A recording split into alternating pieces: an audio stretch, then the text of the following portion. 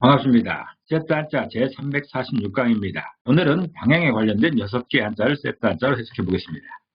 어떤 위치가 향할 쪽을 방향이라 합니다.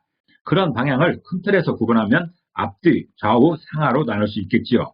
한자에서는 앞뒤, 좌우, 상하를 어떤 기준으로 구분하고 있는지 세트 한자를 통해 해석하는 시간 갖도록 하겠습니다. 세트 한자 들어갑니다. 앞전자입니다. 앞전자는 앞을 의미하고 먼저라는 의미도 있고 나아간다는 의미도 있습니다. 앞전자는 풀초자와 달월자와 칼도자로 구성되어 있습니다. 이를 이미지로 표현해보면 풀초자에 해당되는 풀의 이미지가 있습니다. 이 풀초자는 붓으로 사용될 때 작은 병해를 의미하고 있습니다.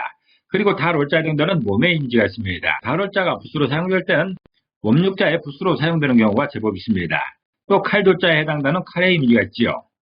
이런 세 이미지가 결합된 모양이 앞전자여서 앞전자가 표현하는 그 앞은 명예를 가진 사람이 칼을 든 위치가 앞이라고 표현하고 있습니다. 그림처럼 칼을 든 사람이 있는데 그 사람이 공동체를 위해 칼을 들었다면 그는 공동체로부터 어떤 명예를 갖게 된 것입니다.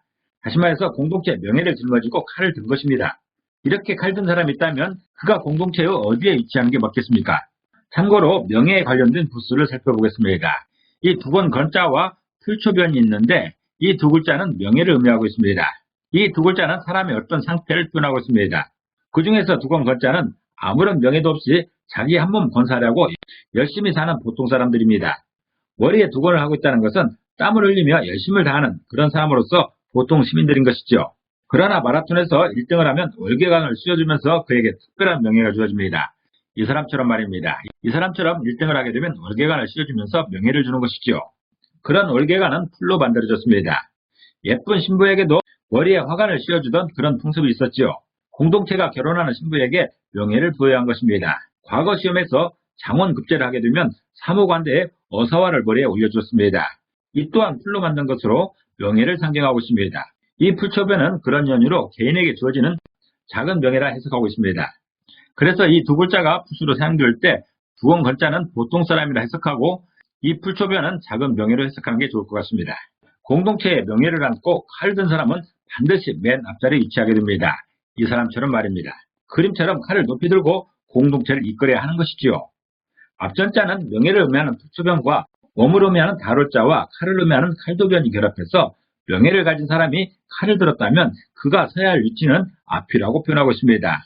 앞에 지나간 수레바퀴의 자국이란 뜻으로서 이전 사람의 그릇된 행동의 자취를 전철이라고 하죠. 전철이라는 말이 있습니다. 또 앞으로 나간다는 뜻의 전진이라는 말이 있죠. 이럴 때 앞전자가 사용되고 있습니다. 뒤후자입니다. 뒤후자는 뒤를 의미하고 늦다라는 의미도 있고 뒤지다라는 그런 의미도 있습니다. 뒤후자는 천천히 걸어갈 척자와 머리를 요자와 따라갈 치자로 구성되어 있습니다. 이를 이미지로 표현해보면 걸을 척자에 해당되는 천천히 걷고 있는 두 사람의 이미지가 있습니다. 그리고 어릴 요자에 해당되는 어린아이의 이미지가 있습니다. 또 따라갈 치자에 해당되는 한 사람을 뒤쫓아가오는 또 한 사람이 있습니다. 이런 세 이미지가 결합된 모양이 뒤우자여서 뒤우자가 표현하는 그 뒤는 어린아이를 데리고 따라가며 천천히 걷는 위치가 뒤라는 것입니다. 붓으로 사용되고 있는 이 어릴 요자는 어린아이로 대표되는 사회적 약자를 표현하고 있습니다. 한자는 전쟁 상황을 표현하는 경우가 참 많습니다. 전쟁 중에는 긴 행렬이 자주 목격됩니다. 긴 행렬에서 각 사람의 위치는 칼 든 사람이 맨 앞에 있는 것이고 그를 따르는 병사들이 뒤를 잇습니다. 그리고 맨 뒤에는 노인이나 어린아이 또는 그를 보호하는 사람들이 쫓는 그런 형국인 것이죠. 뒤우자는 전쟁의 긴 행렬에서 어린아이를 데리고 따라가며 천천히 걷는 위치가 뒤라고 표현하고 있습니다. 삼국지에서 조조는 전열을 가다듬고 드디어 천하를 통일하기 위해 첫 발을 내딛습니다. 첫 번째 목표는 중원의 핵심인 형주인 것이지요. 그곳을 지키던 유비는 조조의 100만 군대 앞에서 속절없이 패하고 피난을 떠나게 됩니다. 단촐하게 피신하려던 유비에게 백성들은 자신들도 함께 가고 싶다면서 애원을 하여 20만에 이르는 백성과 함께 강화성으로 향하게 됩니다. 맨 앞에는 관우와 장비가 칼을 들고 진두지휘하고 유비와 제갈량은 중간에서 전략을 만들기 바쁩니다. 그리고 수많은 백성들은 후방에 쳐져서 따라오고 있는 것이죠. 칼을 든 사람의 위치가 앞인 것이고 어린아이를 비롯한 백성들이 위치한 곳이 후방입니다.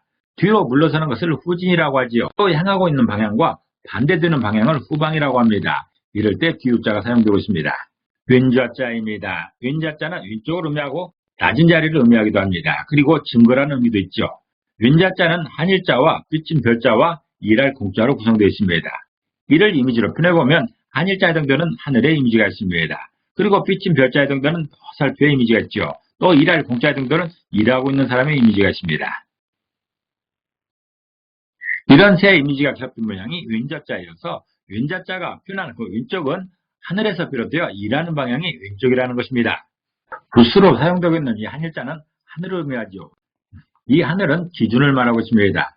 하늘을 기준으로, 다시 말해서 위를 기준으로 봤을 때 왼쪽이 일하는 위치다라는 게 왼자자의 표현입니다. 요즘에는 덜하지만 옛날에는 오른쪽보다 왼쪽을 하찮게 여기는 그런 분위기가 있었습니다. 그래서 귀한 일은 오른쪽에 하고 하찮은 일은 왼쪽에서 하는 것이라고 표현하고 있는 것이죠. 왼자자는 하늘을 기준으로 봤을 때 일하는 방향이 왼쪽이다라는 그런 표현입니다. 옳은 우자입니다. 옳은 우자는 오른쪽을 의미하고 높다라는 의미도 있습니다. 또 권하다라는 그런 의미도 있습니다. 옳은 우자는 한일자와 삐진 별자와 입구자로 구성되어 있습니다. 이를 이미지로 표현해보면 한일자에 해당되는 하늘의 이미지가 있습니다. 또 삐진 별자에 해당되는 화살표의 이미지가 있습니다. 또 입구자에 해당되는 먹는 아이의 이미지가 있습니다. 이번 입구자는 먹는 기능을 강조하고 있습니다. 이렇게 세 이미지가 결합된 모양이 옳은 우자여서 옳은 우자가 표현한 오른쪽은 하늘에서 비롯되어 먹는 방향이 오른쪽이다라는 그런 표현입니다. 왼자자와 같은 상황에서 옳은 우자도 해석해야 됩니다. 하늘, 즉 위를 기준으로 봤을 때 오른쪽은 먹는 위치라는 것이죠. 일터는 왼쪽에 생활 공간은 오른쪽이라는 그런 표현입니다. 윗상자입니다. 윗상자는 위를 의미하고 앞을 의미하기도 합니다. 또 첫째라는 그런 의미도 있죠. 윗상자는 전복자와 한일자로 구성되어 있습니다. 이를 이미지로 표현해보면 전복자에 해당되는 돈이 쏟아지고 있는 이런 이미지가 있습니다. 이 전복자는 운수를 의미하고 있습니다. 또 한일자에 해당되는 땅의 이미지가 있습니다. 글자 아래에 한일자가 있으면 땅을 의미하는 것이지요. 이런 이미지가 윗상자여서 윗상자는 땅에서 운수를 바라는 곳이 위다라는 그런 표현입니다. 땅에 사는 사람들이 복을 받고 싶다면 하늘을 향해 빌게 됩니다. 그곳에서 복이 온다라고 여기기 때문인 것이죠.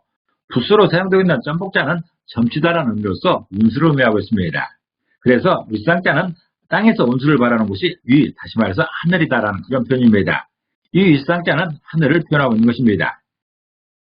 아래 하자입니다. 아래 하자는 아래를 의미하고 뒤를 의미해야 됩니다. 끝을 말하기도 하는 것이죠. 아래 하자는 한일자와 전복자로 구성되어 있습니다. 이를 이미지로 표현해보면 한일자에 해당되는 하늘의 이미지가 있습니다. 또 전복자에 해당되는 돈이 쏟아지고 있는 이런 운수의 이미지가 있습니다. 이런 이미지가 아래 하자여서 아래 하자가 표현한 그 아래는 하늘에서 운수를 내리는 곳이 아래다라는 그런 뜻입니다. 윗상자와 같은 논리로 하늘에서 복을 주게 되면 땅에 있는 사람들이 받게 됩니다. 아래 하자는 하늘을 의미하는 한일자와 운수를 의미하는 전복자가 결합해서 하늘에서 복을 내리는 곳, 즉 복을 받는 곳이 아래라는 뜻입니다. 다시 말해서 땅에 사는 사람들이 복을 받게 된다는 그런 뜻이죠. 방향에 관한 세트 한자를 공부해봤습니다. 이를 정리해보면 앞전자가 있습니다. 이 앞전자는 명예를 가진 사람이 칼을 든 위치가 앞이다는 그런 표현입니다. 다시 말해서 명예를 가진 사람의 방향을 말하고 있습니다. 명예를 가진 사람은 공동체의 앞자리에 서야 된다는 그런 뜻이죠. 또 뒤후자가 있습니다. 뒤후자는 어린아이가 따라가며 천천히 걷는 위치가 뒤라는 것이죠. 다시 말해서 어린아이 등 약자들이 서야 할 곳이 뒤라는 것이지요. 또 윈자자가 있습니다. 이 윈자자는 하늘을 기준으로 일하는 방향이 왼쪽이라는 것이죠. 일터의 방향을 말하고 있습니다. 또 옳은 우자가 있습니다. 옳은 우자는 하늘을 기준으로 먹는 방향이 오른쪽이다라는 그런 뜻입니다. 먹는 곳은 바로 생활하는 곳이죠. 그래서 생활하는 곳이 오른쪽이다라는 그런 뜻입니다. 윗상자도 있습니다. 윗상자는 땅에서 운수를 바라는 곳이 하늘이다, 위다라는 그런 뜻입니다. 운수를 내리는 방향을 말하고 있는 것이죠.